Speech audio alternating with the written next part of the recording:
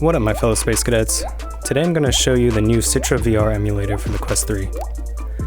As some of my longtime viewers may know, I love checking out and showcasing any Nintendo VR content, because I hope one day Papa Nintendo will eventually see the demand for their games in VR and release some sort of standalone VR console.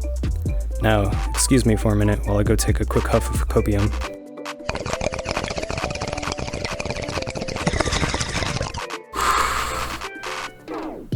Okay, so let's get to it. Now, I'm not going to show how to go over installing anything because it's way easier than it seems. Basically, if you've ever sideloaded to your Quest before, you know it's pretty much just dragging over APK along with your totes legal ROMs. But if you've never sideloaded before, you'll need to do a few things first, like put your Quest in developer mode. But there's lots more in-depth guides online, so I'll just get straight to the juice. Of course, the first game I'm gonna try is Smash Bros. I mean, are you even a real gamer if you don't Smash Bros? Now, Citra uses your Quest controllers, which is why I'm sucking right now, but it's nice that you don't need a controller, although you can connect one if you want.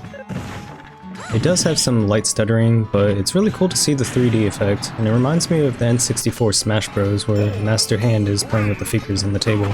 It's kinda crazy how that kinda became a reality now.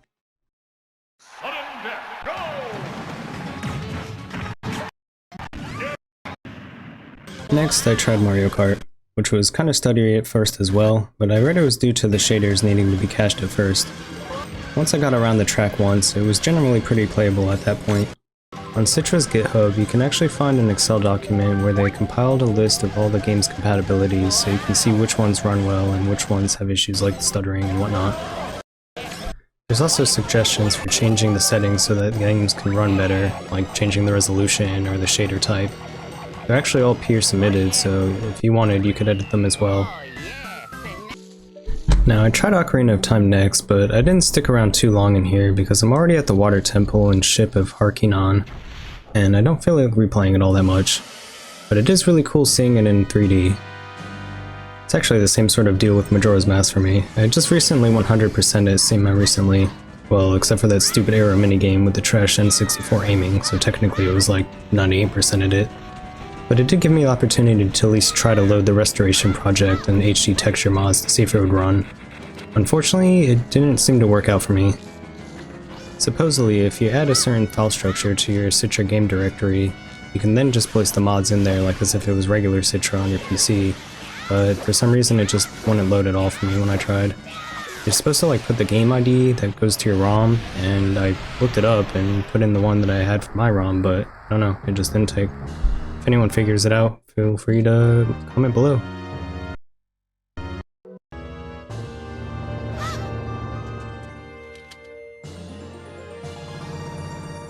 Next up was between Super Mario 3D World and the new Super Mario Bros.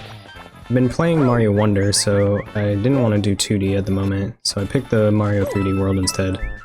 It was actually pretty playable, although it did have a lot of stuttering anytime you got a new object or whatever, since it's caching all the shaders still. I was filming with pass-through on, which apparently has a hit on the performance, and there is a way to fix it, but I'll get more into that later. For now, I want to show you another game. I tried out Triforce Heroes, and I kinda wanted to give it as an example of a game that's just pretty much unplayable.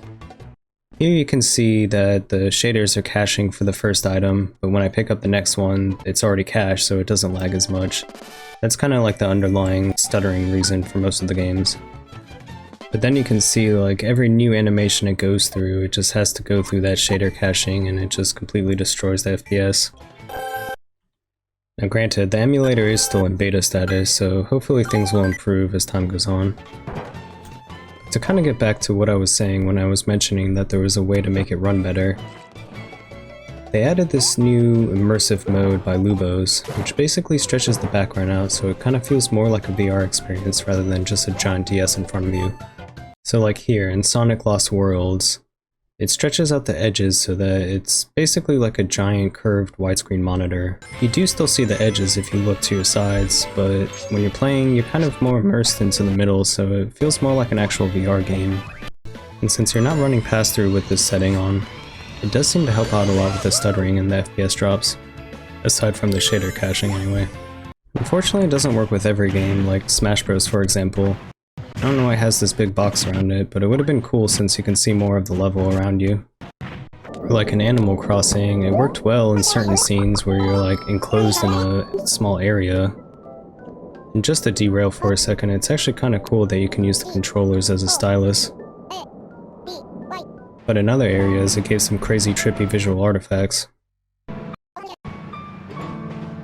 In these instances, it's better just to use the void mode instead, which makes it just a black background. That way you still get the performance gain. But when the immersive mode works with a game, man does it live up to its name. Oh, and by the way, Nintendo totally butchered this map. Got rid of the sandbar, and moved the shortcut location. At least the change they made in the best battle map wasn't so bad. Sorry Block 4, you're a close second in my heart. But yeah, if you got a Quest 3, check it out. And actually, if you have a Quest 2, it works there too. Although, not as well, unfortunately. I left the GitHub link in the description below, and let me know if there's any games you end up trying that work really well. Especially any low-key, non-first party ones that people may overlook. Anyway, I hope you enjoyed my overlook on this emulator. If you liked it, maybe give a look-see at some of my other Nintendo VR related content.